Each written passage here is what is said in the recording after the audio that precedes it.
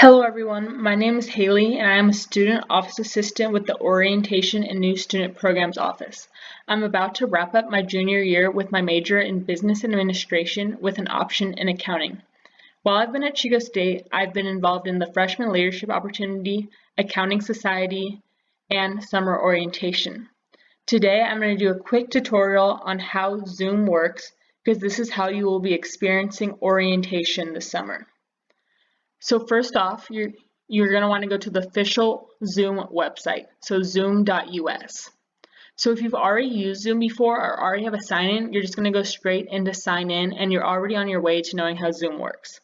If this is your first time using Zoom, then you're going to want to use this sign up, it's free button in the top right hand corner. So you click into it and it's going to ask you to verify your date. So you're going to want to choose your date of birth. I'm just going to choose a random one right now, but you can choose your birth date. Your actual birth date is what we recommend. So once you get here, for students, we recommend you sign in with Google down here at the bottom, so you can use your Chico State Wildcat student email, and then you can use your credentials to get in.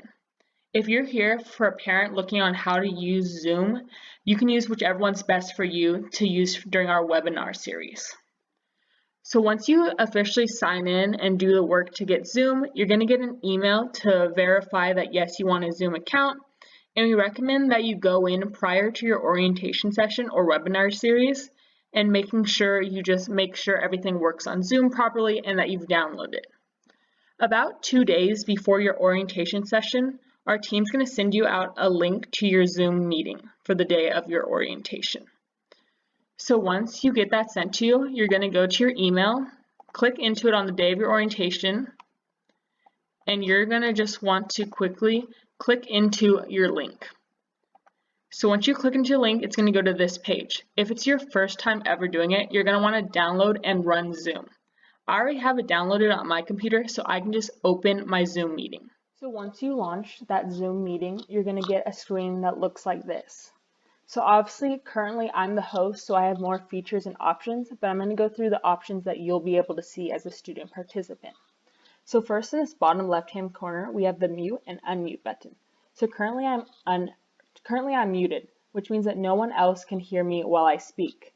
So most of the day, you'll probably be like this while you're listening. But if at any time you have a question for your major advisor or for your peer advisor, we'd recommend turning off this mute button so then they can hear you while you ask a question. Next, you have the start video option. So currently my video is turned off as the host, but at any time I can press this open and you'll be able to see my screen. So throughout the day, we would highly recommend that you keep your video on because as peer advisors and major advisors, we'd like to interact with our new students and really know what they look like and be able to interact with you face to face. Next, you'll have a little button here that will say participants on your end, and you'll be able to click into that and you'll be able to see what participants are in your meeting. So I'll add a quick screenshot here.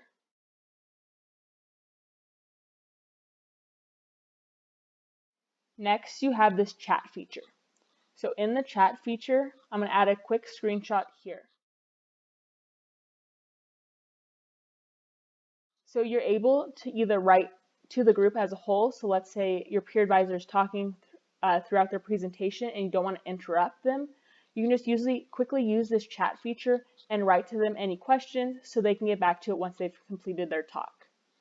You can also individually send a chat to one person and select it there. So I'll also send a little screenshot right here to see what that looks like.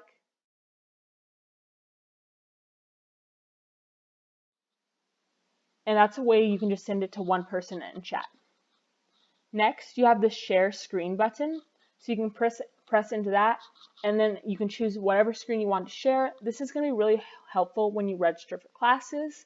So this is a way that we'll be able to see if there's an error, we can quickly figure it out and solve it for you because we can see your screen.